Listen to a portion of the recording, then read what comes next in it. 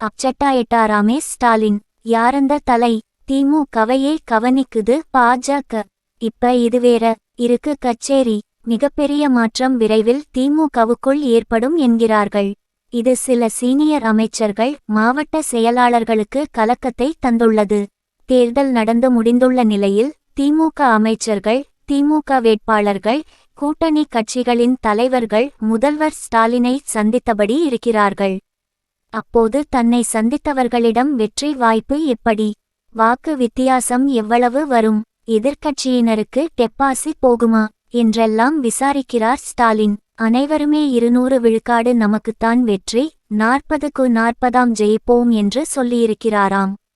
அதேபோல உளவுத்துறையும் சபரீசனின் பெண் அமைப்பும் தந்திருந்த ஃபைனல் ரிப்போர்ட்டில் உள்ள தகவல்களின் அடிப்படையிலும் அமைச்சர்களிடம் கேள்வி கேட்கிறார் ஸ்டாலின். அப்போது சில அமைச்சர்களும் மாவட்ட செயலாளர்களும் நேரடியாக பதில் சொல்ல முடியாமல் சுத்தி வளைத்து பதில் சொல்லி சமாளித்தார்களாம்.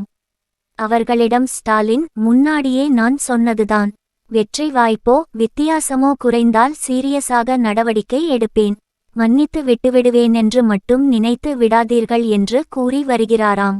இதுபோக ஜூன் 4 தேர்தல் முடிவுகள் வந்ததும் அமைச்சரவையை மாற்றியமைக்க வேண்டும் என்று ஸ்டாலினிடம் உதயநிதி வலியுறுத்தியிருக்கிறாராம். எனவே தேர்தலிலும் அமைச்சர் பணியிலும் பெர்மான்ஸ் குறைவாக இருந்த அமைச்சர்களிடமிருந்து மாவட்ட செயலாளர் பதவிகளும் பறிக்கப்படலாம். அதாவது அமைச்சர் பதவியா அல்லது மாவட்ட செயலாளர் பதவியா, இரண்டில் ஒன்றை முடிவு செய்து கொள்ளுங்கள் என கராராக சொல்லிவிட்டு அதன்படி ஆக்ஷன் எடுக்கவும் தலைவர் ஸ்டாலின் தயாராகி வருகிறாராம். அதுமட்டுமல்ல, ஆட்சி அதிகாரத்தில் இருப்பதால் உளவுத்துறை ரிப்போர்ட் ஒன்று முதல்வரிடமும் ஏற்கனவே தரப்பட்டுள்ளதாம். இதை தவிர திமுகவுக்கு சொந்தமான தேர்தல் வியூக நிறுவனமும் ஒரு சர்வே எடுத்து வழங்கியிருக்கிறது. இவைகளிலும் 40 தொகுதிகளிலும் திமுக கூட்டணி வெற்றி பெறும் என்று சொல்லப்பட்டிருக்கிறது. ஆனாலும் முதல்வர் இந்த விஷயத்தில் இன்னும் முழு திருப்தி அடையவில்லையாம். காரணம், கடந்த 2019 தேர்தலில் ஒவ்வொரு தொகுதியிலும் எவ்வளவு வாக்கு வித்தியாசத்தில் வெற்றி பெற்றார்களோ அதைவிட இந்த தேர்தலில் குறைந்த வாக்கு வித்தியாசத்தில் தான் திமுக வேட்பாளர்கள் வெற்றி பெறுவார்கள் என்று நினைக்கிறாராம். இதற்கு காரணம் திமுகவில் உள்ள சீனியர் வேட்பாளர்கள் என்கிறார்கள் விவரமறிந்தவர்கள். இந்த முறை தேர்தலின் போதும் வசதியான சீனியர் வேட்பாளர்கள் பலர் நிறுத்தப்பட்டனர்.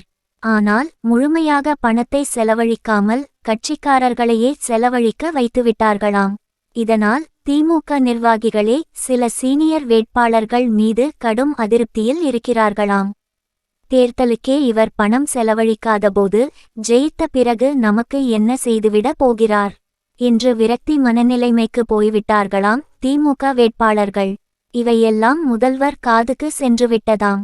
அதனால்தான் எந்த ரிப்போர்ட் குறித்தும் ஒரு முடிவுக்கு வராமல் தேர்தல் முடிவு வரட்டும், அதன் பிறகு பார்த்து கொள்ளலாம் என்று பொறுமையாக இருக்கிறாராம். ஏற்கனவே தொகுதி வாரியாக தேர்தல் பொறுப்பாளர்கள் நியமிக்கப்பட்டிருந்ததால் அவர்களும் அறிக்கை தயாரித்து மேலிடத்துக்கு வழங்கி உள்ளார்கள்.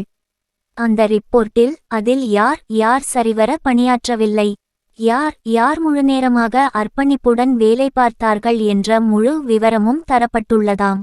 மொத்தத்தில் 2019 போலவே திமுகவுக்கு லீடிங் அதிகமாக இருக்காது என்றே சொல்லி உள்ளார்களாம். அதனால் எங்கெல்லாம் ஓட்டுப்பதிவு குறைகிறதோ சம்பந்தப்பட்டவர்கள் பதில் சொல்ல வேண்டிய நிர்பந்தம் திமுகவில் ஏற்பட்டிருக்கிறதாம். அதனால் ரிசல்ட் வந்ததுமே மிகப்பெரிய மாற்றம் திமுகவில் இருக்கும் என்கிறார்கள். பொறுத்திருந்து பார்ப்போம்.